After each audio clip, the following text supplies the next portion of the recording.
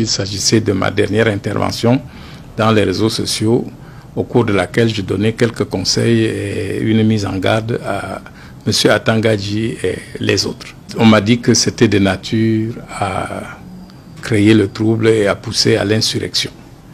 Particulièrement quand je dis que je connais le domicile des gens, ça veut dire que j'appelle les gens à aller les détruire chez eux. J'ai dû leur dire que non, déjà notre politique c'est le changement dans la paix et par les urnes, et que à la fin de mon propos, je dis qu'aucune casse n'est permise. Mais si je dis que je connais et qu'on connaîtra la casse de ceux qui se rendront coupables de falsification des opérations des élections, on connaît les chez eux tout simplement parce qu'on ira les dénoncer à la justice en disant, même s'ils se cachent, voilà là où ils sont. Et puis ils ont dit, ces propos tenus par quelqu'un d'autre n'auraient pas attiré l'attention. Mais vous êtes une haute personnalité bien écoutée. Je dis, ben, si je suis bien écouté, il est temps alors de dire à Atangadji que ce que je fais, c'est prévenir que guérir. Je lui dis de tempérer. Et je dis aux membres de Elekam qu'ils doivent jouer leur rôle. Comment pensez-vous que jusqu'ici on demande la publication d'une liste électorale et elle ne sort pas? Ce n'est pas de nature à provoquer le peuple? Ou bien vous pensez que le peuple, tel que vous le décrivez, même provoqué, ne doit pas réagir? Leur réaction ne sera pas de casser. Bon, j'ai été convoqué hier à 16 h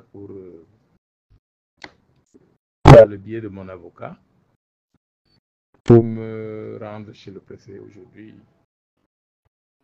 pour affaires me concernant. Je m'y suis rendu accompagné de mes deux avocats. Même comme le préfet leur a rappelé qu'une convocation administrative ne donne pas lieu à la présence des avocats. Je dis bon, qu'à cela ne tienne, le préfet était entouré de tout le quota sécuritaire du Vouri.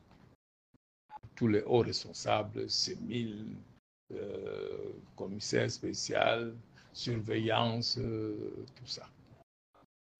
Et d'emblée, il a dit qu'il me convoque pour ma dernière sortie sur les réseaux sociaux. Et que pour que tout le monde ait le même niveau de compréhension, il allait mettre le son pour que chacun comprenne. Il a donc fait dérouler, ma vidéo. Et à l'issue de cela, il m'a demandé si je reconnaissais que c'était moi. Je dis, c'est bien moi. Ce n'est pas une écriture, elle est même vocale. Et c'est bien moi qui ai dit cela. Et j'assume tout ce que j'ai dit dedans. Il dit, mais tout ce que j'ai dit, c'est de nature à créer du trouble. Et en tant que préfet garant de la tranquillité dans la ville, il se doit de me rappeler à l'ordre. Alors, qu'est-ce qui constitue le trouble dedans? Je lui dis, monsieur le préfet, d'entame de mes propos, j'ai dit que c'est des conseils que je donnais à votre patron. Et je crois que, humblement, vous aussi, vous tous qui êtes là, vous auriez dû lui écrire, même par note d'information, pour lui dire que les actes qu'il pose, ces déclarations sont de nature à troubler l'ordre public. Donc, ce que j'ai dit est la conséquence de ce que votre patron a dit plusieurs fois avec mépris. Il dit non, vous avez dit le ministre est protégé par son statut de ministre, vous ne pouvez pas porter atteinte à son honorabilité. Je dis non. Ce que je reproche au ministre, il ne l'a pas fait dans le cadre de ses attributions de ministre de la paix. Quand il dit qu'il va mettre mon président en prison pour de longues dates, il n'est ni ministre de la Justice, ni président de la République. Il peut constater des faits. Ensuite, il dit que mon président ne sera pas candidat. Il n'est pas le patron de l'ECAM pour déclarer cela, parce que ce n'est pas lui qui juge de la recevabilité des candidatures. Alors, le préfet a repris en disant qu'il a commis une bourde, en disant que non, il est quand même ministre de l'AT, il est la tutelle de l'ECAM. Je dis voilà l'amalgame que vous commettez.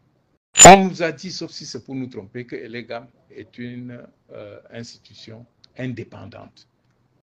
Ça veut dire qu'elle n'a personne ni au-dessus d'elle. C'est pour ça que nous pensons que toute intrusion dans la gestion du processus électoral par quiconque relève de troubles et que vous auriez dû, d'une manière, vous ne pouvez pas reprendre votre chef, mais vous auriez dû lui souffler à l'oreille que ce n'est pas de sa compétence. Bon, on a poursuivi. Le ton était apparemment bas jusqu'au moment où le commissaire au second territoire dit que bon, il y a un autre chapitre. Vous avez dit que dans l'armée, les statistiques montrent qu'il y a 80% des loyaux, des patriotes. Et les 20%, ils sont composés de quoi? Qui a fait ces statistiques? Je dis non. Il ne faut pas entendre ce que j'ai dit. Il faut déjà comprendre pourquoi j'ai dit cela. Quelqu'un a dit que si aux élections, quelqu'un d'autre que le président actuel gagne les élections, l'armée va prendre le pouvoir.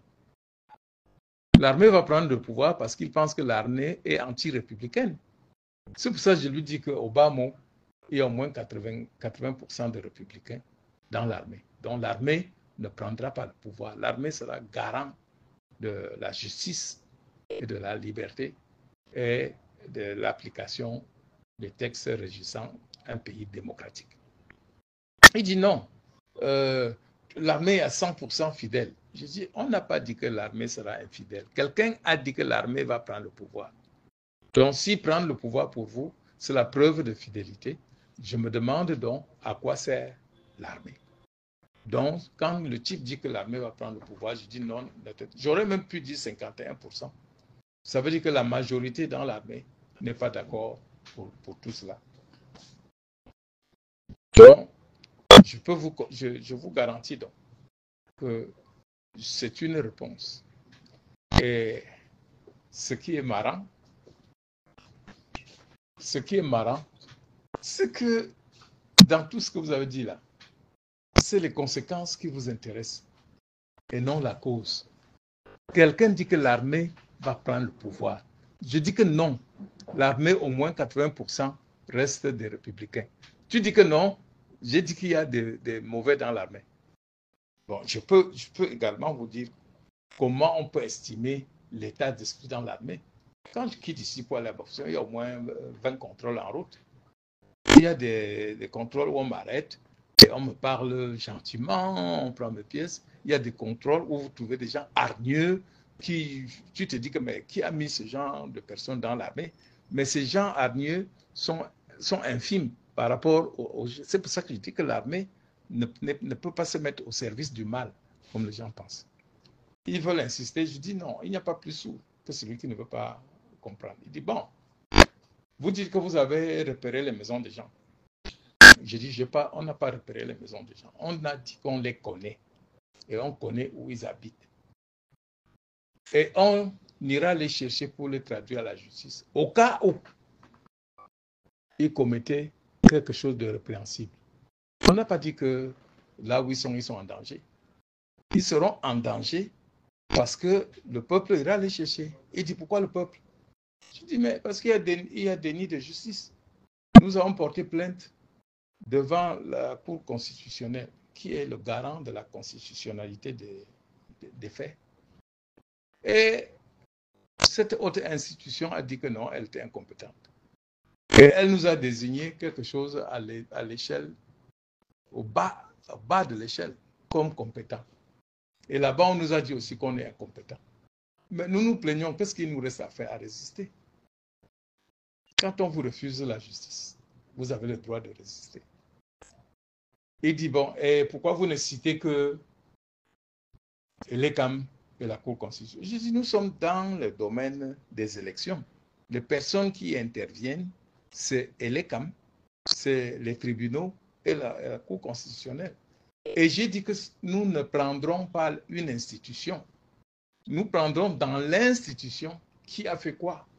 Par exemple, Elecam, le responsable du refus de publication de la liste, c'est Éric Essoussé. C'est lui le patron. Alors, vous ne lui demandez pas de publier la liste. Vous-même, vous avez vu dans les journaux combien de doublons on a découvert sur les petites parties des listes qu'ils ont publiées. Ils ont été obligés d'arrêter. Et vous savez à quoi servent les doublons? Il dit à quoi ça sert? Il dit, j'ai mon propre garde de corps qui a 2 cartes, il s'est retrouvé avec 2 cartes électorales, à Douala et au village.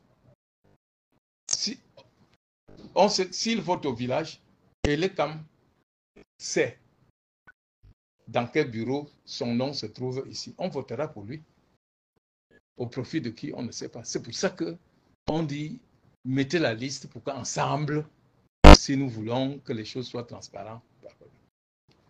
Et le même commissaire, on dit surveillant de territoire, très hargneux, il me dit, quand Kamto a dit qu'il va brûler la République, et tout le monde va brûler avec, j'ai dit non. Je ne crois pas que votre rôle soit de déformer les propos. Kamto a dit que vous avez l'allumette et la mèche. Et que si vous brûlez la République, nous allons y brûler tous. Si vous brûlez la République, Kamto n'a jamais dit qu'il va brûler la République. Parce que notre devise, c'est le changement dans la paix et par les urnes. Nous, on n'a jamais dit ça. Il dit qu'il fallait le reprendre. Je dis le reprendre pourquoi?